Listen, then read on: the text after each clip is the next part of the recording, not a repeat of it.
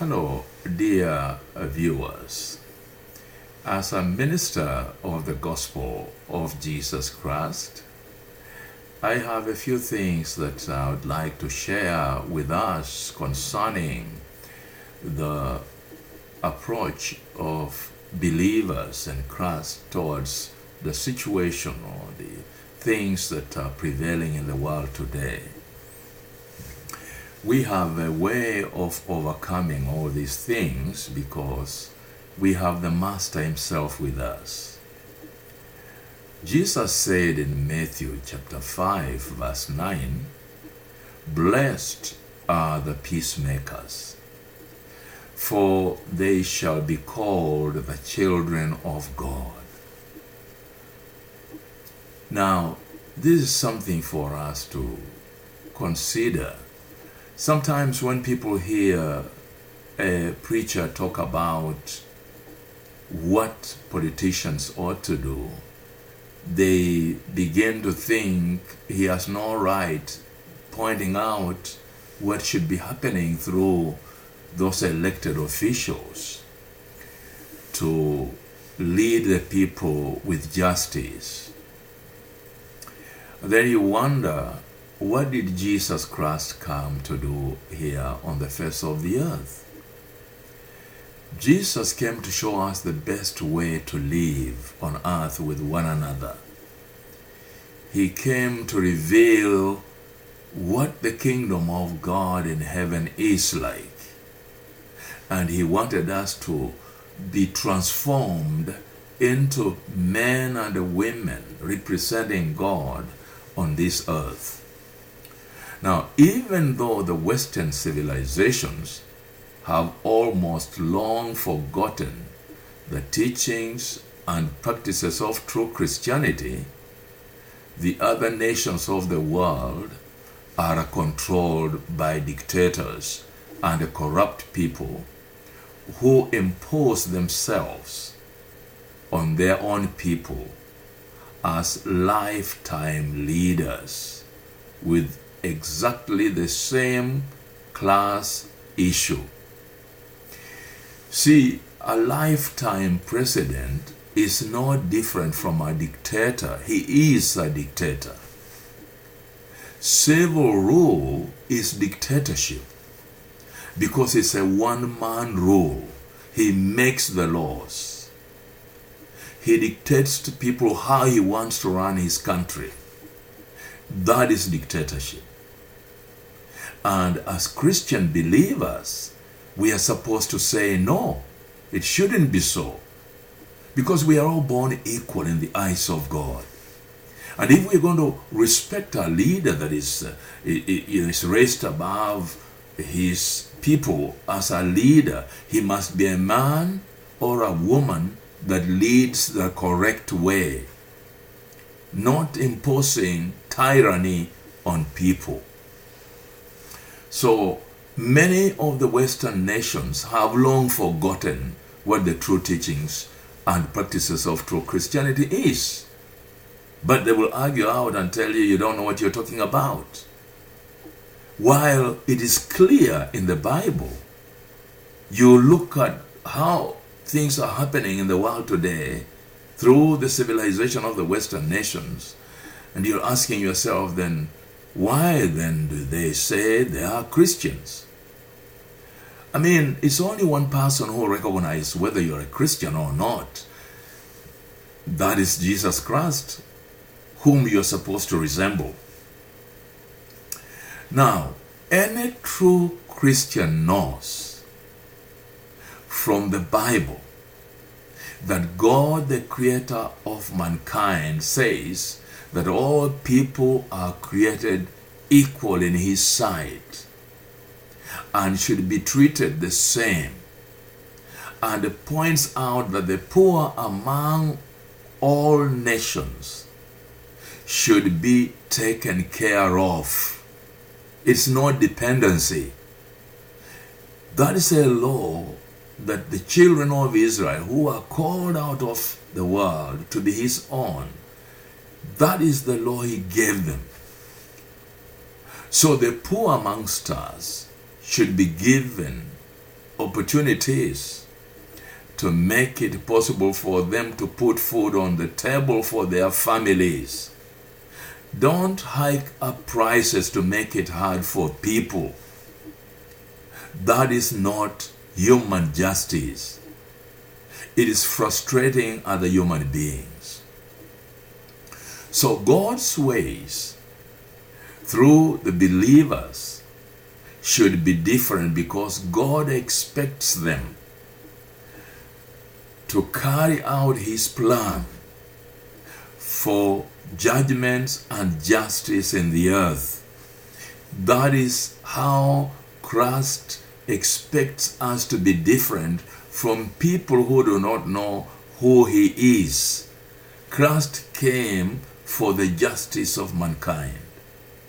Now, providing for each person in their societies enablement that makes them feel to be human and not left out. Providing for each person in their societies enablement that makes them feel to be human and not left out. So if you have a politician or a leader who is leaving certain people out of society not to be able to put food on the table for their families, that is a dictator and is a selfish person. Christians should be able to say no to such leaders. The Christian value system is to love your neighbor as you love yourself. That is what Jesus Christ expects of his true followers. Let's forget classes amongst believers. Some have made it so hard that the laity are separated from the clergy. That is discrimination. There are no classes in God other than a family of believers. And of course, we all know our positions. Some are servants, some are to be served. It is not the laity to serve the priesthood. It is the priesthood to serve the laity. That is Christianity. And the true followers of Christ are to teach their children by example to love people that are different from them. If we are true Christian believers, we should teach our children the things of God and the value of each person in the eyes of God, and that every human being is equal regardless of the color of their skin. That is Christianity. You can't tell me otherwise. You can't say your culture thinks differently. Capitalism has been introduced to still make sure some people only serve those who have, because they make it hard for people to make ends meet. If it were exercised with humanity in regard, it's different. Sometimes when people hear me speak this, they repulse me. They think I'm backward. I don't know what I'm talking about. And they might call me names, but it doesn't matter. If I'm going to represent Jesus Christ, then I will teach the value system of Jesus Christ as far as human beings are concerned. Yes, make your money, but make it with just balances, not oppressive ways. If we believe in the God of Abraham, then we should read about what God said of Abraham, who is the father of faith, in Genesis 18 and verse 19. God saw the heart of Abraham. He saw his mind. He saw the way he would treat other people. And so God himself said this of Abraham, "For I know him, that he will command his children and his household after him, and they shall keep the way of the Lord, to do justice and judgment, that the Lord may bring upon Abraham that which he hath spoken." This is the relationship that existed between God and Abraham.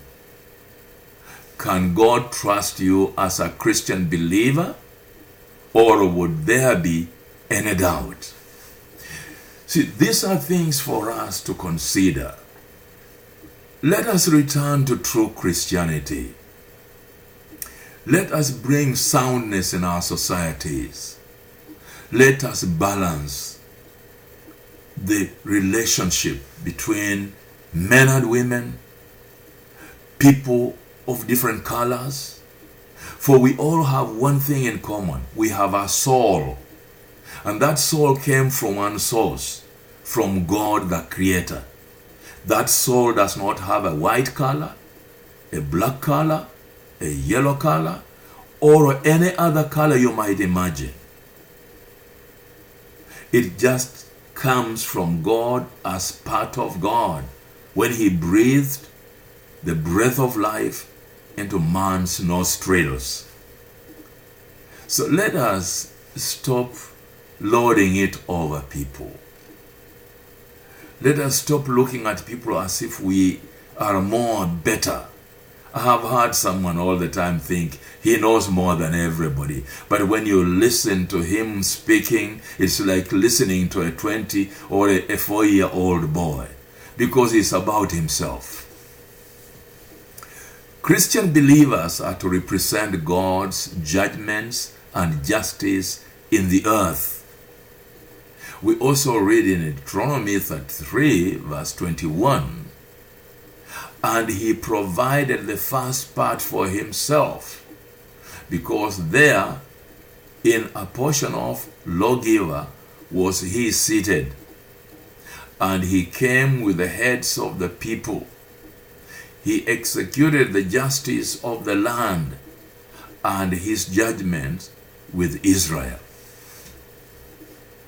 So we also see God carrying out his purposes through King David, as we read in 1 Chronicles 18, verse 14.